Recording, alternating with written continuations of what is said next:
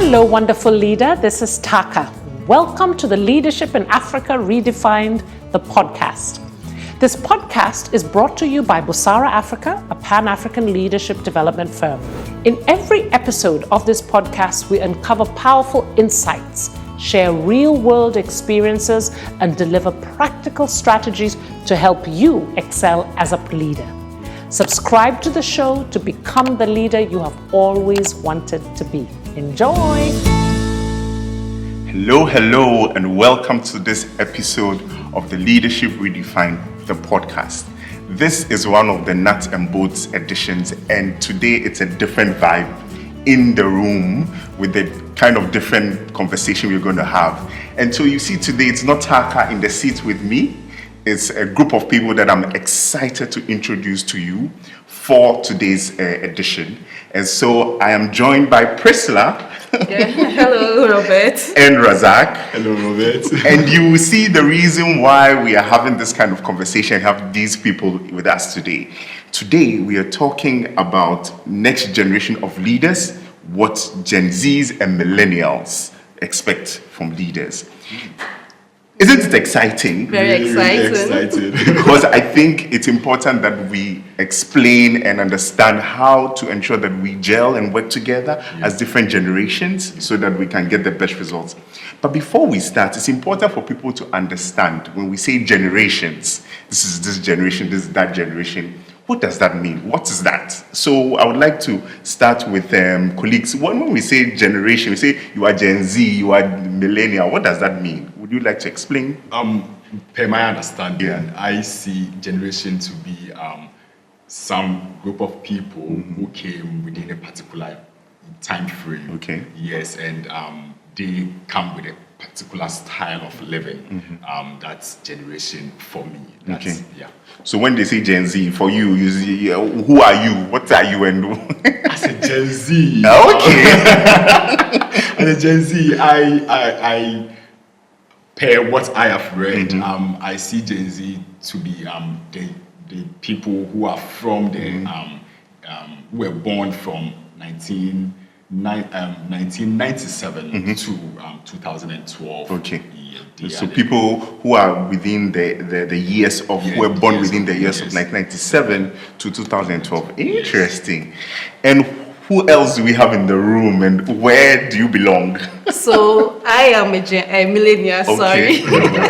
I'm a millennial, and we are the individuals born between 1981 to 1996. Oh, wow. So Gen Z starts from They follow you. Yeah. So is this a group of people that you call your juniors? So you Yes. Okay, great. And I just want to also add a bit around the definition so that people get an understanding of what it really is. So when we say people in the Gen Zs, according to Pew Research Center, Gen Zs are people born between, as was said by Razak, between 1997 to 2012. And we have the millennials, as was said, from 1981 to 1996. We have the baby boomers, or the Gen X, who are between 1965 to 1980. And we have the baby boomers, who are between 1946 to 1964. So that is a generation. And Razak alluded to something around a way of living, a style of doing things. So I want you to give me some indications of you Gen Zs. What are your styles? We want to know. Yes. One style of Gen Zs, we are much more adaptable and flexible as Gen Zs. Okay. We adapt to change quickly, Okay. and we are also very energetic when it comes to let's push initiatives, let's do certain things. That's Gen Zs for you. We are also very flexible. So sometimes people before us generations before us do not understand this style of living, because sometimes they feel like we are too lazy. Okay. Yes, that's So your flexibility makes you look lazy. You look lazy, but that's actually, it's a smart way of doing things. We'll see how the baby boomers are dealing with you. Okay, what about the millennials? For we the millennials, I would say that we are purpose driven. Okay. Yeah, so it's not just only about the paycheck. Okay. So we value meaningful work that reflects our personal values. Okay, so that's how you see that a lot of millennials they feel so easy. Like they are willing to even leave a job if they feel it doesn't reflect their personal values. Okay, so that's something about millennials. And I belong to the millennials. Yeah. I call myself an early millennial. You know, for us, we don't live to work. Okay. We work to live. Oh. Unlike the past generation. Okay, that's nice. They do what? They work to live. They live to They work. They live to work. And you millennials what? We work to live. Okay, so I think I agree with you. And another part is that I am a millennial, and one of the things I have is I don't stay at one work for a long time. It's like you said, because it's purpose driven. Yeah. It's like I want to do this, I want to do that, I want to achieve this, I want to work here. But you hear some of them before us, they stay in a work for 15 years. You're like, how did you manage to stay in a particular role for 15 years? It's amazing. 20 years. 20 years. That really kills me. So I think this is interesting. But bringing it back into the leadership conversation. Now, so what are some of the frustrations we face as millennials and Gen Zs when we are led by the people who came before us? So the baby boomers, the Gen X people. When they lead us, what are some of the frustrations we face when we start? So we'll start with Razak. Razak, what do you have? For me, one thing that I've realized is with generations that came before us, they are more of work-centered in terms of let's follow the systems. There is a structure I want you to follow. Go to the office, sit there, do the work, be present. But the Gen Zs are more of mental health should be part of the work. What do you call it? We should have work and mental health balance, that kind of thing. Balance. Yeah. Yes. So if I am going to work, I don't want to do the 9 to 5 thing. Yeah. I don't want to do that. I just want to do certain hours at work, certain hours. Let me stay in the house. Let me do certain things, certain work that I'm not supposed to be at the office. Let me be in the house and do the work. And so for us, we are more of productivity than present, like being present in a room. That and mostly when generations before us force us into such situations, it becomes frustrating for us. Yeah. That's where the tension comes in. yeah. Tension comes in. Like you have to be in the office. You have to be. Where in the are office. You? Yes, and that's where the narrative of you are too lazy, you are too that comes in. So for we Gen Zs, that thing really frustrates us. Yeah. We are more of my mental health, and as a typical African. We don't think about mental health. It's one thing. It's a no conversation. Yeah. But with us, a little thing it triggers us, and we would want to talk about it. We want to speak about it, and that becomes a tension and frustration between these two, these generations before us and us. Yeah. So here we are drawing attention to the fact that there's more awareness within that generation of mental health and well-being in a way that it is considered in everything that Gen Zs and millennials do, especially Gen Zs. Somebody will tell you that I'm depressed right now. They are very vocal about yes, and how there are some languages that people use that I'm traumatized. I'm traumatized. The fact that you told me to come to the office at 8 o'clock has traumatized me. I can't even look at my work. Yes, that is true. And one thing that also frustrates us is with the generations before us, they are more of let's follow the hierarchy, as I said earlier. Let's follow the hierarchy. Yes. For us, and it also comes into their decision making things. Those are the strategic levels, are those who make the decision, and they don't consider the ideas and the views of those below them, and that's a problem for us. With us, we are more of collaborative efforts. How then do we work in terms of the decision should be up, down, but it should be bottom up. Conversation. Why don't we all come together, sit down, and have the conversation and move towards the goal that we've all set for ourselves? And mostly when generations before us do not understand us. That's where the frustration comes in, and you will see us always protesting.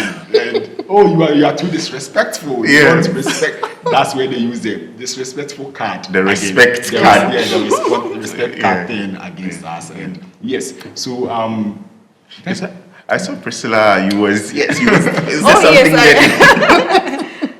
Yes, I agree to most of what he said, because I feel millennials we sometimes get frustrated by some of these things. But to add to what Razak was saying, I would say that our pet peeve is their resistance to change. Their resistance to change and innovation. Other leaders may feel hesitant to adapt to some of these new technologies, processes, but we Gen Z and millennials, we the younger generation who grew up in a digital space, we always want to find simple and easy way to do things. And sometimes they think we are lazy. Because for instance, now when you're going to a meeting, you can even use AI, to do the report. Your phone.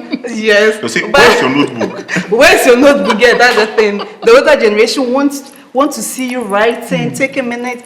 But meanwhile, there's a simple way of doing it. Okay. And we saw how COVID challenged it. Yes, that's true. And I also have identified some interesting thing around communication gap.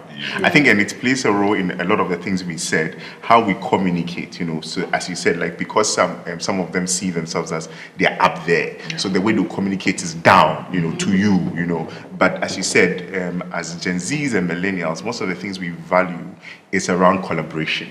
So in your communication, I mean, if people sense that you are yes, you can be the CEO, but when you speak to me, I expect that you speak to me as a colleague. I don't expect you to speak to me as I'm up there. So hey, have you done this? Have you done that? Then Gen Zs and millennials will protest, which is interesting. Yes.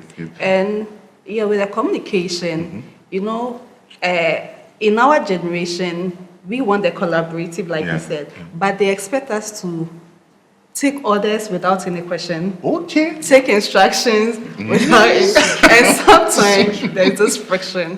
Because sometimes what they're asking you to do, there's maybe a simple way of doing it, but you can't question it.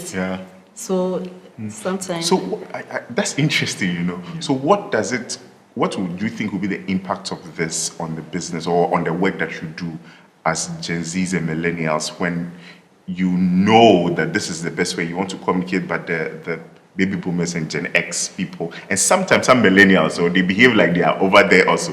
So what is the impact on work when that happens? Yeah, I would say low productivity. Okay. And then again, it also reduces the value of the quality of work that we put out there. You would see that, yes, we've produced results, but those results are not, the qualities are not there. You are going to see the true and the full potential of your workers, especially as a Gen Z. I will do the work, but you are not going to see my potential. And then when you see me in a different space under a different leader who understands me and collaborates with me, you are going to see a different result altogether. And you will ask yourself, was Razak happened that way? Yes, that's what you see. That's the impact I see. As a leader, making decisions and solving problems can sometimes feel overwhelming. Having a thinking partner to help you reflect, gain clarity, and take charge of your situation is essential for personal and professional growth. This is where coaching comes in. At Busara Africa, we offer executive coaching guided by the ethics of the International Coaching Federation. Our internationally certified coaches bring years of experience and mastery of the coaching process, empowering you to take control of your leadership journey. Contact us today at www.busara-africa.com. Are you doing too much? Feeling overwhelmed, yet still questioning if you're doing enough? Leading from within, the inner work of leadership is here to help. This monthly online program helps leaders like you build self-awareness, master emotional intelligence, and lead with confidence. With expert-led masterclasses, practical tools, and a curated resource library, you'll gain insights to lead with authenticity and impact on your schedule. So take a breath and join me on a powerful journey of inner work required to thrive and find your joy as a leader. Join now on www.busara-africa.com. Then again, we've seen countries where when they allow the Gen Zs to do, you see the results. Yeah. And we've seen countries like ours, Yeah. of which we've blocked the way for Gen Zs to thrive, and we are seeing the results. We are seeing the results. Yeah. So I think it's with task development, and it also reduces productivity and quality of the work that we do.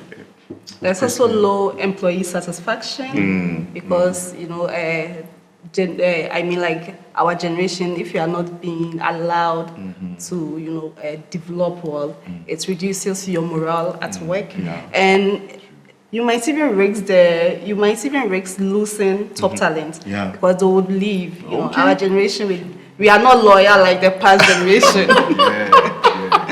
You don't stay like 5 years. No, we don't have time. So you can risk your top talent. Thank you so much. This is so useful. And I hope as you listen to this is something that I'm sure would be very useful in the way you lead young people. And it would also help you to go around and make sure that they're able to produce the best of themselves within an organization. Okay, so we said all of this about Gen Zs and Gen X and baby boomers and all of that. But what do we appreciate about them? What are the things that we appreciate about these group of people? So for me, I would say I appreciate their wisdom and experience. When they share it with us, that's when you see value in what they've been through. And I think I also appreciate their loyalty. Okay. This loyalty that we are bashing. Yes. Because it's our generation, I feel that we don't really stay committed to one thing. Even it's not even just about work, but even in our families, even in the political space, we are not so loyal. But with the older generation, you can see someone at a workplace who will be there for like 15 years, like you said. And when you come to even families, in our generation, a lot of us are divorcing, leaving. So that's something I appreciate about the older generation, their loyalty and. Yeah, before we go to Razak, there's something interesting you said, which I want us to just interrogate a bit. So, if we talk about the loyalty and the expertise, what are the things? What's the impact if we do not pay attention to some of these things with these people? What happens if we don't also see the good side of some of these things, the wisdom and all of that? If we don't accept some of their expertise or wisdom, then we will be forced to learn some of these things on our own. Okay. If we allow ourselves to learn from them, it becomes easier for us to do so many things. But and then the loyalty part. What should leaders learn about this loyalty thing? That if I know I'm employed, so does it mean I know if I'm employing you, I know you are leaving tomorrow. So what should I do? I know this is not staying for 3 days, not 3 years. So what did I do? What do you think would encourage people to stay longer in these workspaces? Yes. Yeah. I think one thing that can encourage is, first of all, motivating them, and also in terms of incentives, in terms of motivation comes in different ways. Giving them incentives, it can also be appreciating them, telling them, "Oh, you're doing well." Yeah. Let's and also listening to their views, showing empathy, as we said. That's one way is when you connect with the person, you build loyalty by connecting with people. That's how I see it. So the moment you build that connection. With the person would not leave. Yeah. They will stay. For me, I think we value leaders who inspire. Okay. Exactly. And even workplaces that also empower us. Okay, so if we are able to get all of this, then we still loyal to. Yeah, we're still loyal. We are loyal. Yes. We can't be loyal. Yes, we can't be loyal. And also jobs that give us a sense of purpose, like Exactly. Yes. Yeah. Okay, so Razak, did you have anything to add to? One thing I would want to also add is with the older, I don't want to use the older generation before us. Yes. For me, I think they also value time, and in terms of time management, they value time a lot, and that's why sometimes I feel like how to apply it to us is where the problem comes in terms of you should be there, be present, and make sure that you finish with the time the timelines that we've set for ourselves. But in terms of valuing of time, they really value time, and they feel like time is money. They always tell you time is money, time is money, time is money, time is money, and that's one thing I appreciate about them. But it's all about, yes, I would want to learn how to manage my time from them, but in a more flexible way. Okay, so it's about how you do it. Yes, how I do it. That's nice. Okay, so we can continue because we seem to have been already there. So what are we expecting from these leaders? And if we are going to be led by them and have productivity in the workspaces, what are some of the things that we expect that we get from them? I'll start with you. Okay, so we expect them to support our work-life balance. Okay, so if they can offer flexible working options like remote work, if they can also provide mental health resources, because we are always vocal about burnout, stress, mental health. We are always talking about it on social media. So if they can provide some of these things, if they can provide paid vacation time, like flexible working conditions, It'll be good. Yeah. Razak. I think what I want from them is this should be authentic and transparent. Okay. For me, I would want to follow a leader who is very authentic towards me when he's dealing with me, so authentic and also transparent. Because don't promise me. I always say, you don't have to promise Gen Zs because we will hold you accountable to it. Yes. We would hold you accountable. Yeah. So don't promise me.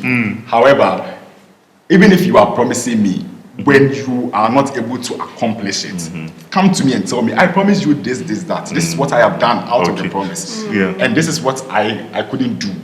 Forgive me. Give me another chance. Let me. Forgive me. Do you hear that? Forgive me. Maybe how do we make sure that the next time we do it together? So as I am saying together in terms of collaboration, I also expect leadership that leads in terms of collaboration and also purpose driven. I would want to be in a space where I know that I have a purpose. I am accomplishing something. Contributing to something big. Contributing to something. And also the empathy aspect of it, they should be much more empathetic. And I also want to be in a space where there is more of, we are contributing to social change. Okay. And what I've seen from some of the Gen Zs are, they want to be in spaces that they are doing something to help other people. And that's what I expect from leaders. And I think you mentioned some things around mentoring, and mentoring and giving support. And so what it really means is that these Gen X and baby boomers need to come and learn. And I know there's some language that we use, especially for Gen Z. They have a dictionary for Gen Z language. Period. So if you were a baby boomer or a Gen X, you need to learn these things. At least, I know sometimes when they show a little bit of the vibe, that we know, we are learning, we are trying, it also motivates us to be part of them and want to know them, like you said. If they see that they are trying, because we know that within the period where they were, it was a different way of living. And so if we are in this authenticity AI world, we hope that they're also trying to get into the space, and that will help us. Is there anything else you want to add before we go? Would you say like some advice you want to give, or some suggestions you want to give quickly before we go? For me, I would say for my fellow Gen Zs, yes, of course, they're also learning from us, and we should give them the grace, like the period of like grace period, and at the same time, with the generations before us, they should try to understand us and also move with us, tag along with us. Certain things that they know they can't do, they can just delegate. The importance of delegation, delegate and mentor us to be able to get to the solution or the goal that we all set for ourselves. Thank you. Do you have any for us to go? Yes. So for me, I would say for our generation, we value leaders who want to develop in our life, not just like it's not like they want us to work. Yes. So those who are willing to, help us grow in our career. Okay. Yes. And because we are digital natives, we always also want constructive feedback. I mean regular ones, because you see, when you go on social media, as soon as you put a picture, you're expecting commenting. So when it comes to the workplace, we want something like that. So you want regular feedback and career growth opportunities. That's what I mean, I remember somebody calling the Millennials and Gen Z's fast food generation. Everything should be fast. Microwave generation. Fast. Give me feedback, give it to me as we go. Don't tell me, and then now I become depressed and traumatized. They told me that my report I wrote 3 weeks ago is not good. Okay, thank you so much, and I hope listeners and viewers, we've heard what has been said. These are contributions, and I hope for the Gen Zs and Millennials who have listened to this or are watching this, that you have also gotten something that will be useful to contribute into the general workspace. Thank you, and see you next time. Bye. Thank you for tuning in to this episode of Leadership in Africa Redefined, the podcast. I hope you learned a lot. And if you found value in this conversation, share it with a friend and be sure to subscribe so you never miss an episode. If you would like further support on your leadership journey, please get in touch. You can find us on busara-africa.com. And don't forget to follow Busara Africa on all social media platforms.